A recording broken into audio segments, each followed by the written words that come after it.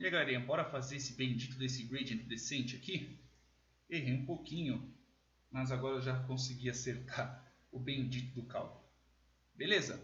Então, vamos fazer uns pequenos acertos aqui. Como no gradient descent você tem que ficar calculando, você tem que ficar multiplicando o bendito do valor do x, né, que neste caso é da outra variável, então vamos fazer um pequeno ajuste. Neste caso, este while vai para cá, ok? E essas duas variáveis, na verdade essas duas variáveis vêm para fora.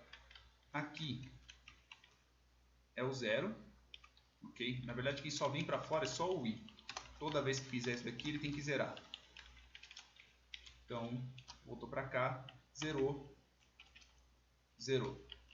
O cálculo tem que ser feito dessa forma, beleza? Zerou duas vezes. Eu tenho aqui o while, para não entrar num loop infinito. Deixa eu só colocar essas variáveis aqui fora, só para não ter que ficar declarando elas o tempo inteiro. Aí, quando for, tem que ser temp t0 igual a 0, temp t1 igual a 0. E aqui eu vou só tirar essas atribuições iniciais. Ok? Então, e para não entrar no loop infinito, e mais. Ok? Então vamos lá. Já tem aqui pela quantidade de vezes, quantas vezes eu vou repetir. E agora eu tenho que fazer o seguinte, eu vou fazer aqui um for, o mesmo for que desse daqui de cima. Este daqui eu vou fazer aqui. Beleza? Terminou. Logo depois de terminar, ele vai fazer o i++. Ele vai aumentar mais um, que é para a gente não perder. Então vamos lá. Temp t0, ok? Vai ser mais igual, toda vez que ele for passando, ele vai somando. Que neste caso, eu vou fazer que é menos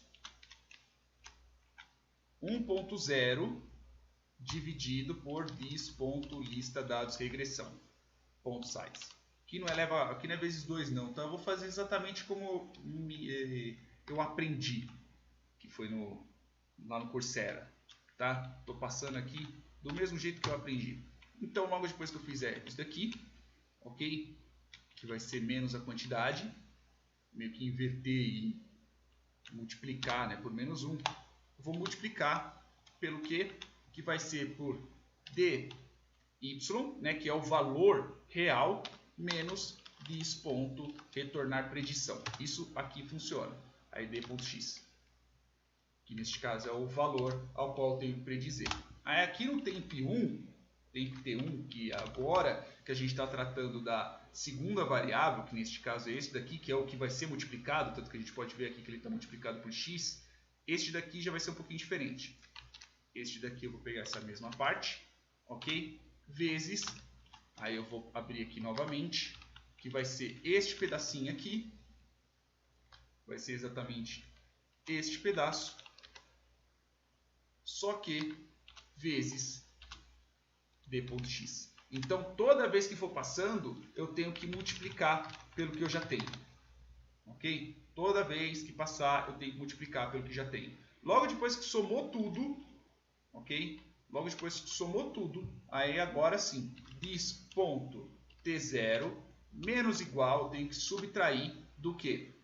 Tem que subtrair do temp t0, ok? Vezes this.taxa aprendizado.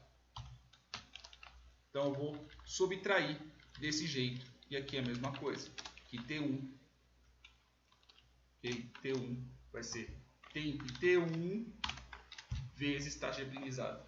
Tem que fazer um por um, ok? Por isso que não dá pra gente simplesmente só pegar a função de custo, porque a função de custo ela também está sendo elevada ao quadrado, e eu não preciso desse número. Eu não posso elevar ele ao quadrado para poder fazer esse cálculo, ok? Logo depois que eu coloquei aqui o calcular gradient descent, vamos fazer um pequeno detalhezinho. Então vamos lá. Ainda tem 4 minutos. Essa aula vai ficar um pouquinho maior, tá? Mas pelo menos assim eu já termino essa parte. Então, se a gente colocar aqui no system.out.println, ok, que neste caso eu vou colocar como a igual, aí diz não, né, r.getT0, que neste caso é o θ 0, ou posso até colocar até assim, θ 0, e vou colocar aqui uma vírgula, θ1 igual E aqui a mesma coisa,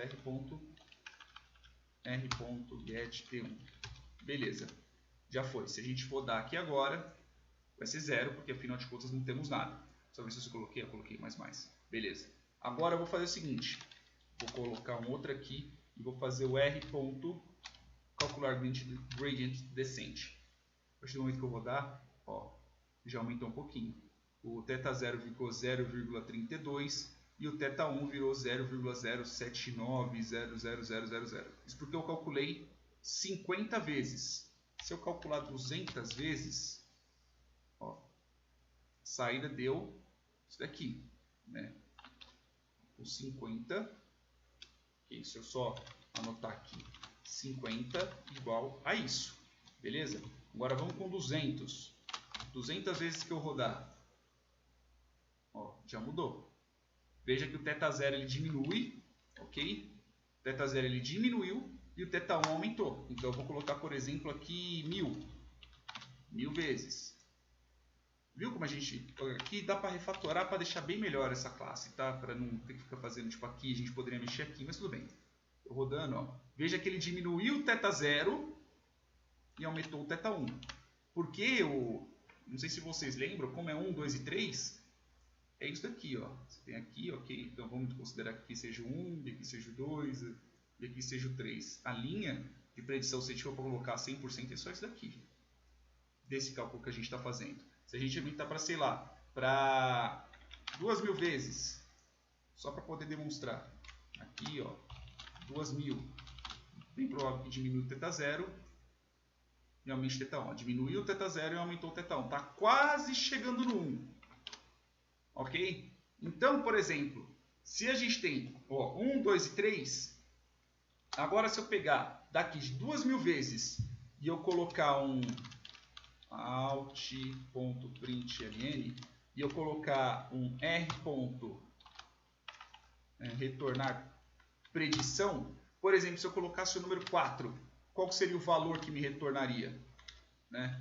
Em cima do 4, qual seria o valor que me retornaria? Se eu fizer aqui, ó, quase 4 mesmo. Porque não se esqueça que se eu colocar aqui um 4, ok? Se o 4 estiver aqui em cima, como a gente está tratando de uma regressão linear, ele vai pegar praticamente na mesma linha. E quanto mais eu aumentar isso daqui, ou se porventura eu aumentar aqui a taxa de aprendizado, por exemplo, se eu colocasse aqui, sei lá, 0,2 e eu rodar, ó, vai ser com 2000, ok, ó, 2000, só que 0,02.